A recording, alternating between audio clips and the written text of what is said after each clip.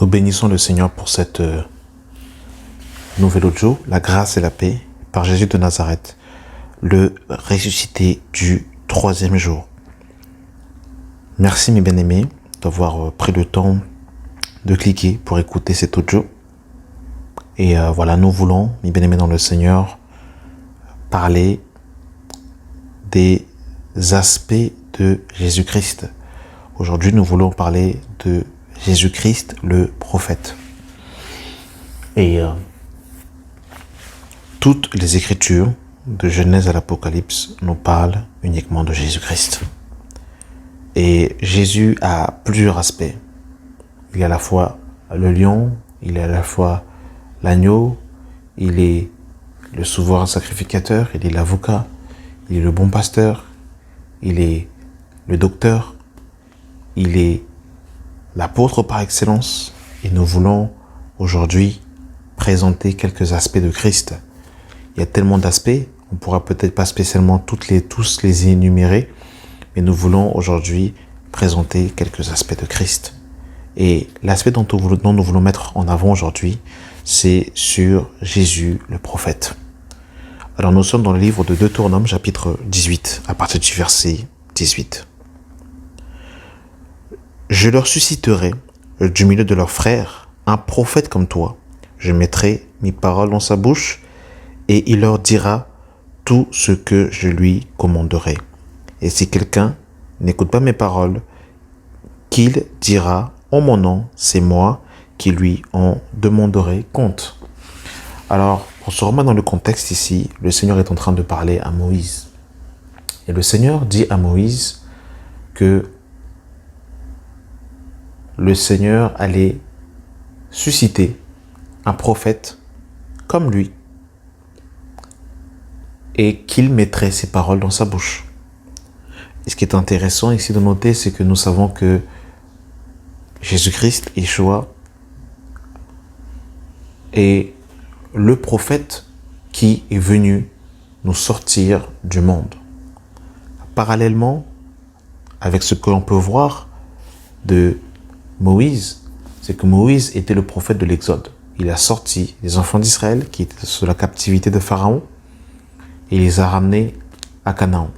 Du moins, ce n'est pas directement Moïse qui les a ramenés à Canaan, c'est plutôt Josué.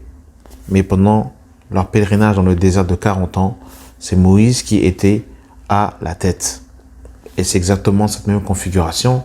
Pharaon qui est l'image de Satan, l'Égypte qui est l'image du monde, et Canaan qui est l'image justement de la terre promise. Et c'est exactement ce que justement le Seigneur est venu faire. En nous libérant de la captivité du diable pour nous ramener justement dans la Jérusalem céleste. Et l'apôtre Pierre va reprendre cette parole que le Seigneur avait dit à Moïse en disant que je leur susciterai un prophète comme toi. Alors nous sommes dans le livre de Actes des Apôtres. Nous sommes dans le livre de Actes, chapitre 3, le verset 19.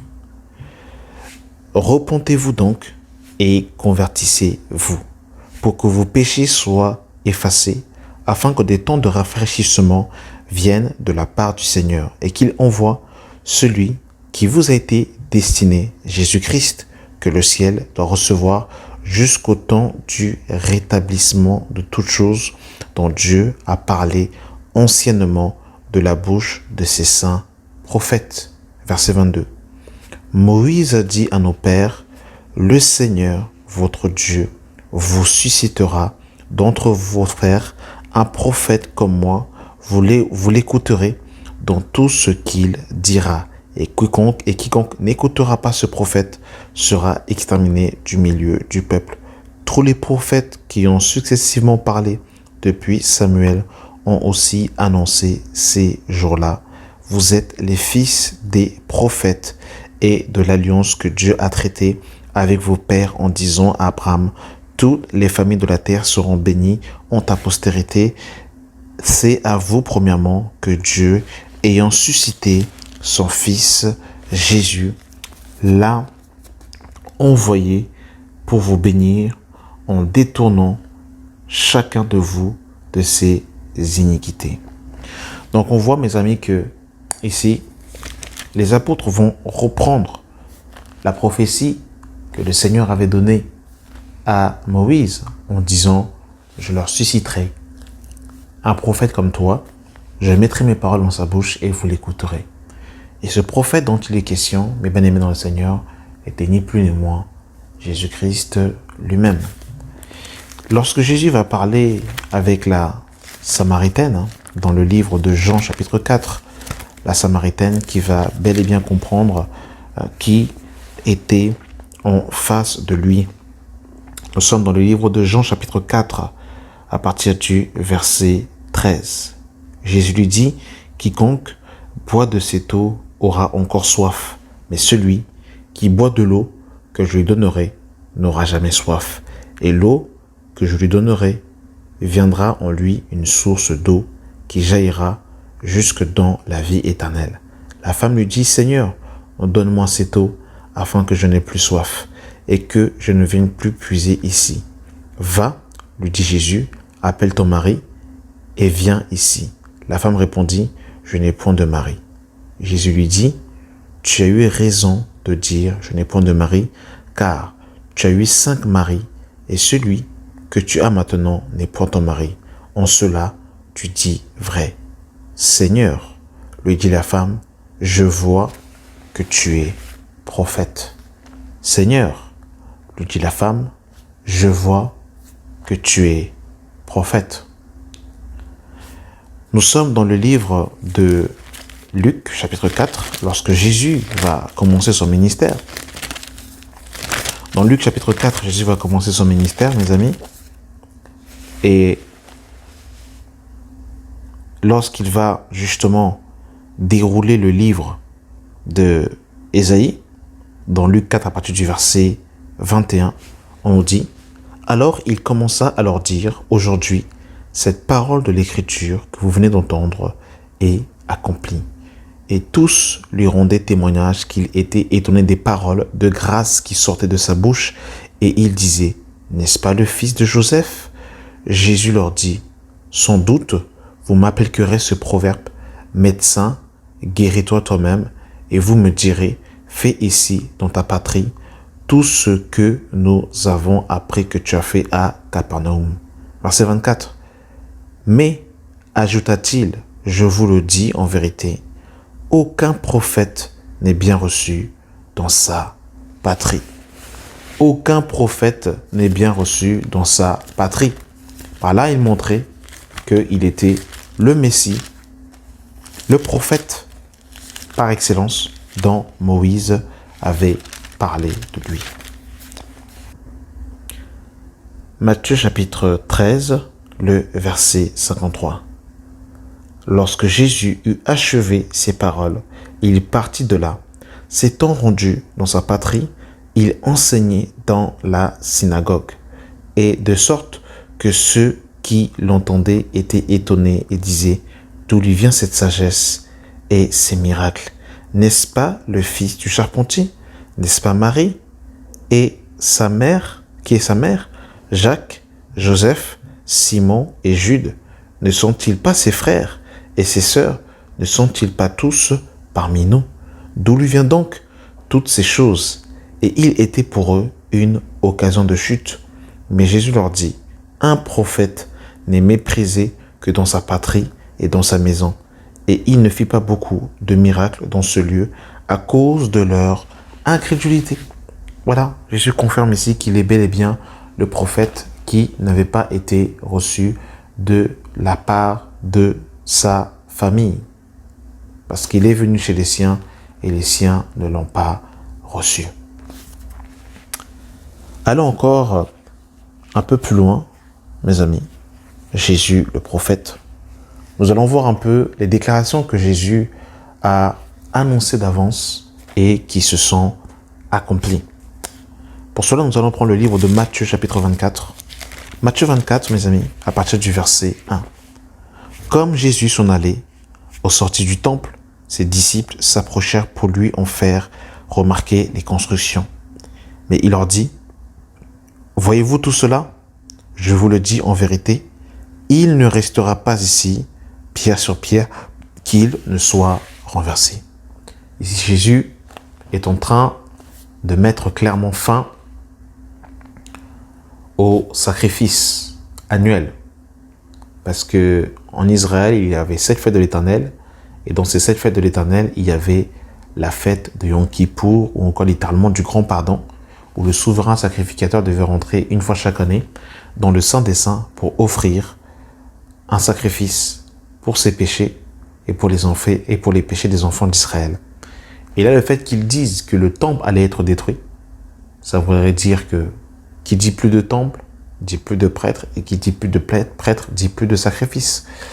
Donc, l'épicentre de la foi juive tournait autour du temple. D'ailleurs, il y avait 7 fêtes de l'Éternel, et dans ces 7 fêtes, il y avait 3 fêtes en Israël où tous les Juifs du monde entier devaient monter à Jérusalem. Il y avait la Pâque, il y avait également la fête, de la Pentecôte et la fête des Tabernacles. Donc, s'il n'y a plus de temple, eh bien, les Juifs ne pouvaient plus monter à Jérusalem pour pouvoir justement aller célébrer cette fête devant le temple. Et effectivement, cette parole que le Seigneur a donnée s'est accomplie 70 ans après la résurrection de Christ. L'empereur Titus, donc Vespasien, a envoyé son fils Titus qui est venu incendier le temple. Parce que ce qu'il faut savoir, c'est que les Juifs étaient sous l'occupation romaine. Et les Zélotes étaient des Juifs qui voulaient ramener la restauration de la nation d'Israël par la force, vont vouloir justement se rebeller de l'occupation romaine. Et là, Vespasien va envoyer son fils qui va incendier le temple. Et 70 ans après la résurrection de Christ, la parole de Christ s'est accomplie. Le prophète Jésus a parlé et il y a eu accomplissement des paroles qu'il a dites. On peut le voir encore lorsqu'il était avec ses apôtres. Jésus va dire quelque chose de très signifiant dans le livre de Jean chapitre 13, à partir du verset 21. Ayant ainsi parlé, Jésus fut troublé en son esprit et il dit expressément, en vérité, je vous le dis, l'un de vous me livrera. Les disciples se regardèrent l'un les autres, ne sachant de qui il parlait. Un des disciples, celui que Jésus aimait, était couché sur le sein de Jésus. Simon-Pierre lui fit signe de parler qui était celui dont parlait Jésus. Et ce disciple, s'étant penché sur la poitrine de Jésus, lui dit, « Seigneur, qui est-ce » Jésus répondit, « Celui à qui je donnerai le morceau de pain. » Et ayant trompé le morceau, lui donna à Judas, fils de Simon Iscariote. Dès que le morceau fut donné, Satan entra dans Judas. Donc on voit, mes amis, ici, que Jésus va dire que quelqu'un allait livrer Jésus, du moins un de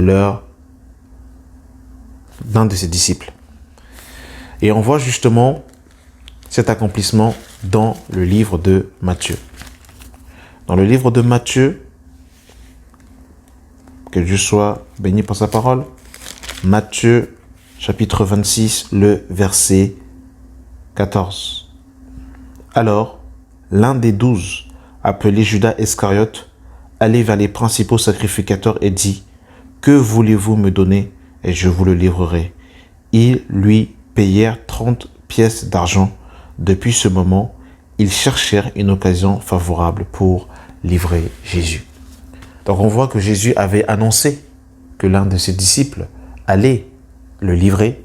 Et c'est exactement ce qui s'est passé. Judas a vendu le maître pour 30 cycles d'argent. Et nous voyons encore ici que Jésus va réitérer et annoncer une chose à l'avance. Nous sommes toujours dans le livre de Jean, chapitre 13, le verset 36.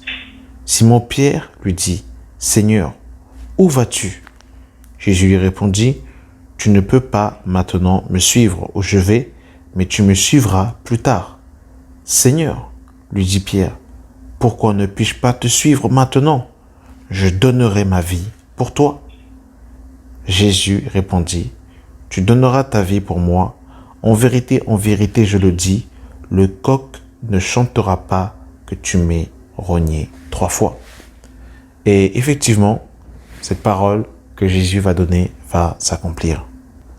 Dans le livre de Jean, chapitre 18, à partir du verset 25, Simon-Pierre était là et se chauffait. On lui dit, toi aussi, n'es-tu pas de ses disciples? Il le nia et dit, je ne suis point. Un des serviteurs, un souverain sacrificateur, part de celui à qui Pierre avait coupé l'oreille, dit, ne t'ai-je pas vu avec lui dans le jardin? Pierre le nia de nouveau. Aussitôt, le coq chanta. Donc mes amis, on voit que Pierre va nier le maître, et la prophétie que Jésus avait donnée va s'accomplir et Pierre va renier le maître. Alors, ce qui est glorieux, mes amis, c'est que Jésus-Christ, le prophète, est le prophète qui avait été annoncé par Moïse. Et les apôtres vont reprendre cette parole justement dans Acte 3 en disant que le prophète qui avait été annoncé par Moïse est venu dans la personne de Christ. Ça veut dire que déjà nous avons la certitude que les Écritures s'accomplissent et elles se sont accomplies dans la personne de Christ. Donc nous rendons la gloire par rapport à cela. Et ce qui est glorieux, mes amis, c'est que lorsque Jésus parle, sa parole s'accomplit certainement. Alors mon frère, ma soeur, je ne sais pas ce que Jésus t'a dit sur toi. Je ne sais pas ce que Jésus t'a dit sur ta vie. Je ne sais pas ce que Jésus t'a annoncé d'avance. Mais sache que lorsque Jésus le prophète parle, sa parole s'accomplit certainement. Lorsque Jésus ouvre la bouche et qu'il annonce des choses qui arrivent d'avance, les choses s'accomplissent certainement. Peu importe le nombre de personnes qui sont contre, peu importe les opposants, les contradicteurs, peu importe ce que les médecins ont pu dire sur ta vie, peu importe les diagnostics médicaux qu'on a pu te déceler, tant que Jésus n'a pas dit son dernier mot, il ne t'arrivera rien. Ta vie est entre la bouche de Jésus. Ta destinée est dans les paroles de Jésus, le prophète Jésus. Lorsqu'il parle, les choses arriveront certainement. Et si elles tardent, attends-les. Il est le prophète qui vient nous délivrer de la captivité de Pharaon, littéralement du diable. Il est le prophète qui vient nous présenter et nous révéler la face du Père. Car Moïse était le prophète qui parlait face à face avec Dieu, au point où son visage rayonnait la gloire de Dieu quand il était dans l'intimité avec lui. Et Jésus est le prophète qui est venu nous révéler le cœur du Père. Nous bénissons le Seigneur pour ce ministère que Yeshua de Nazareth possède, le prophète par excellence. Jésus-Christ, le prophète par excellence. Amen. Que l'honneur et la gloire soient rendus à notre Seigneur et Sauveur Jésus-Christ. Amen.